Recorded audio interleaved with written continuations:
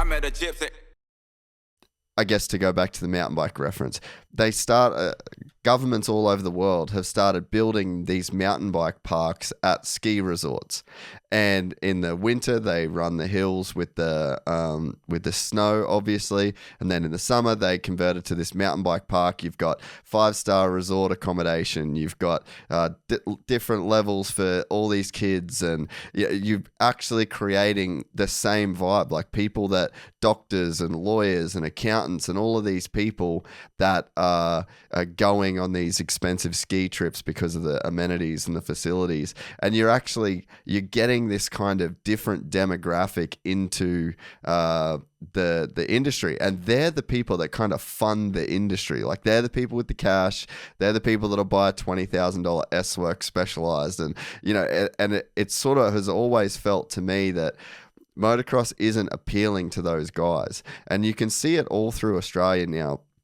Any of these big mountain bike parks, my uncle's actually a guy that builds these big trail networks for the government, and I've been there from day one, and you just see the people that are riding bikes at day one, and then when these big projects are finished, and the money that these people can bring into the industry, because they're not just the people that live out in the middle of nowhere and are scrounging together to buy an old piece of shit 80 that barely runs. It's like that you can actually bring in this like whole new level of money into the industry, and then that gets like spent within the industry. So I think that there's so many levels at which moving towards an electric model and a more sustainable model, I just think that there's I guess just unintended consequences that I think are going to be better by proxy.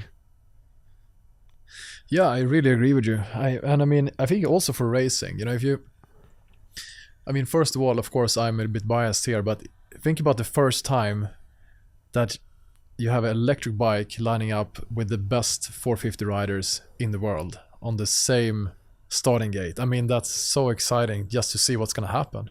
Yeah. And I think that is a very exciting feeling, but also the next step of that is, bringing in bigger sponsors to the sport. The big mobile companies, etc., they are not sponsoring motocross today because it's a dirty sport. Yeah. But if we accept sustainability, if we bring that into the sport, you're also going to have a completely different type of, sponsors entering and so on, which, can bring the sport up in the racing to the next level as well. So I guess to touch on the racing bit, because there's probably a deep hole that we could go into here. I think the racing, that's going to be your biggest battle, because of all the videos, like we've posted some good videos on this shit that's got a lot of views and a lot of comments, and there is a lot of people that are like, if I fucking go to a track and there's it, like carrying on about like the electric thing and no noise in a stadium. As the CEO of this company, like, what do you think a race looks like with electric bikes?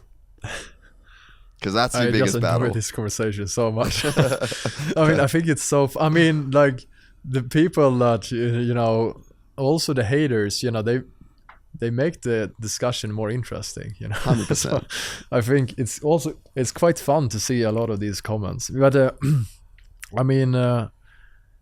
are many adrenaline sports in the world without engine noise. Mountain biking, downhill, skiing, goes on forever. So do you need engine noise to have adrenaline sport and have big crowds? No, absolutely not. Soccer doesn't have much noise, and those crowds get pretty wild. Exactly, and the difference is that the players can hear the crowd. Yeah. And I think that is really bringing in a different dimension for them, because a motocross rider, he can't hear shit because the motor is hauling so loud. You can, if you hear the next rider to you, normally you can't even hear that. You only hear yourself because it's so loud. Maybe you can hear the guy in front of you. So I think without the noise aspect, first of all, from racing perspective, you can race in places that never were possible before. So you can bring in racing too. And also without the fumes, that's normally a problem with indoor space, that the fumes gets ridiculous. So you can race in more arenas and more places. That's good. Without the noise, how's the racing going to be like? I think the crowd is going to be louder. You're going to hear them even more. The riders are going to hear each other, which is also interesting. So now I think people are sometimes screaming at each other, but normally you can't hear them. You can't hear a guy behind you trying to pass, but now you will hear him. You will hear him screaming at you, move over, or whatever. And I think that's going to make it more interesting. The riders, as they go by a turn, they will hear the crowd standing in that turn shouting at them. In a good or bad way, which I think is going to make it more interesting. And I think the noise for me, I think the start is really like quite powerful, with a bunch of 450s, heading off full throttle. But once the start is done, when you're in a stadium or at the track for more than 1 hour with that noise, it's exhausting. You can't speak. It makes you tired. So for me, I think it's only going to make it better. But we're going to have a 10-year period perhaps where we have both. Yeah. So we're still going to have, at the highest level, we're going to have gas versus electric. So we're still going to have the noise, but we're going to have the incredibly interesting variable of gas versus electric. Yeah. Which I think is going to make racing so much more interesting. But then, maybe 10, 15 years from now, probably it's going to be all electric, I would assume.